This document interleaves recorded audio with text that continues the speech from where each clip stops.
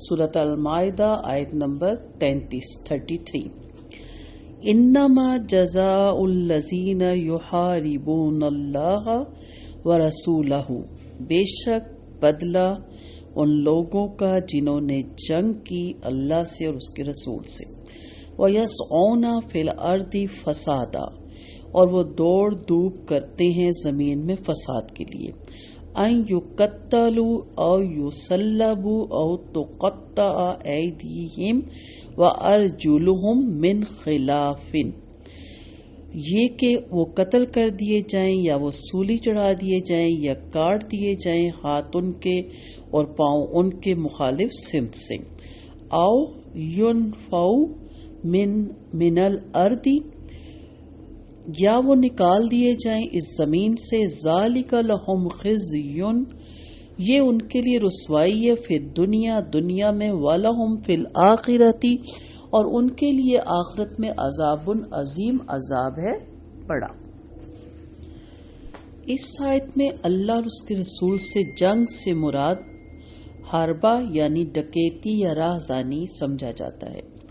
پھر اس آیت میں 4 قسم کی سزاؤں کو جرائم کی نوعیت کے لحاظ سے اس طرح متعلق کیا جاتا ہے کہ اگر مجرم نے قتل تو کر دیا ہو مگر مال لینے کی نوبت نہ آئی ہو تو اسے قصاص میں قتل کیا جائے گا، اور اگر قتل بھی کر دیا ہو اور مال بھی لوٹ لیا ہو تو اسے سولی پر لٹکایا جائے گا، اور اگر صرف مال چھینا ہو قتل نہ کیا ہو تو اس کے ہاتھ پاؤں مخالف سمت میں کاٹے جائیں گے، اور اگر ابھی قتل بھی نہ کیا اور مال بھی چھیننے سے پہلے گرفتار ہو جائے تو اسے جلا وطن کیا جائے گا۔ نیز قاضی جرم کی نوعیت کے لحاظ سے ان سزاؤں میں سے کسی 2 کو اکٹھا بھی کر سکتے ہیں اور کسی ایک میں کمی بیشی بھی کر سکتے ہیں۔ سزاؤں کی 3 قسمیں ہیں۔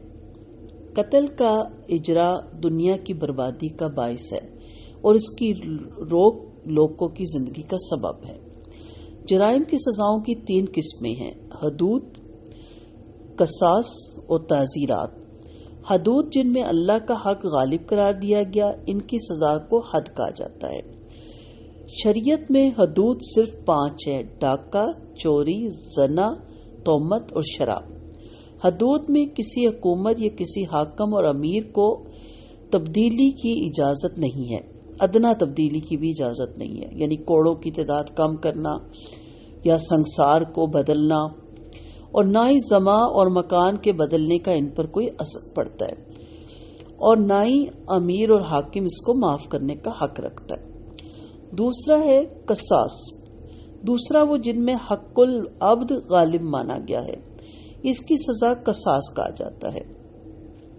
قصاص کی سزا بھی حدود کی طرح قرآن میں متعین ہے کہ جان کے بدلے جان لی جائے گی، زخموں کے بدلے مساوی قسم کی سزا دی جائے گی، زخم ہی لگایا جائے گا، لیکن فرق یہ کہ حدود کو بحیثیت حق اللہ نافذ کیا گیا، اور اگر صاحب حق انسان معاف کرنا چاہے تو معاف نہ ہوگا، لیکن قصاص بھی والی مقتول کو اختیار ہے۔ قصاص کی صورت میں والی کو اختیار ہے کہ وہ اگر آگے سے معاف کرنا چاہے تو ٹھیک، حاکم وقت نہیں معاف کرے گا۔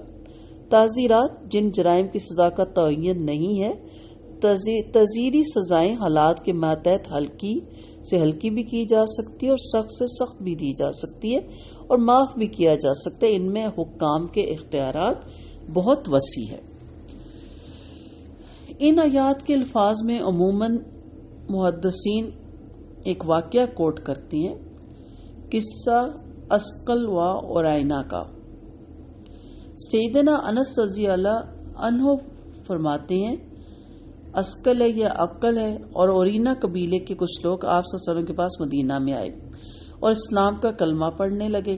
انہوں نے کہا یا رسول اللہ، ہم گجر لوگ ہیں، کسان نہیں، انہیں مدینہ کی آب و ہوا راس نہیں آئی۔ آپ نے چند اونٹ اور ایک چرواہا ان کے ساتھ کیا اور کہا تم لوگ جنگل میں چلے جاؤ، ان اونٹوں کا دودھ پیتے رہو۔